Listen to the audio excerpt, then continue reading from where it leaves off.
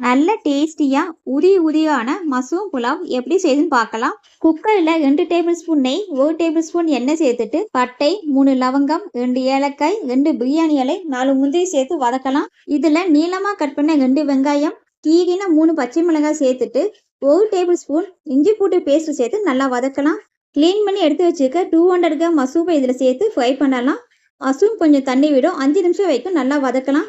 இந்த புலாவுக்கு தேவையான அளவு உப்பு சேர்த்து நல்லா வதக்கிட்டு, அரை மணி நேரம் ஊற வச்ச 1 கப் பாஸ்மதியை தண்ணியை வடிச்சிட்டு இதில் சேர்த்து 1 நிமிஷம் ஃப்ரை பண்ணலாம். பாஸ்மதி எடுத்து அதே கப்லேயே 1.5 கப் அளவுக்கு தேங்காய் பால் சேர்த்துக்கலாம். ஃபர்ஸ்ட் தேங்காய் பாலும் 2வது தேங்காய் பாலும் கலந்தே சேர்த்துக்கலாம். பொடியாக கட் பண்ண கொத்தமல்லி தழை சேர்த்துட்டு மூடி போட்டு மீடியம்ல 2 விசில் வைக்கலாம். ஸ்டீம் போனதை ஓப்பன் பண்ணலாம்.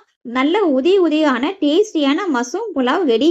இதை நீங்க லஞ்சுக்கு கொடுத்து அனுப்பலாம். இந்த ரெசிபியை ட்ரை பண்ணி பாருங்க. அடுத்த வீடியோல மீட் பண்ணலாம். பாய்.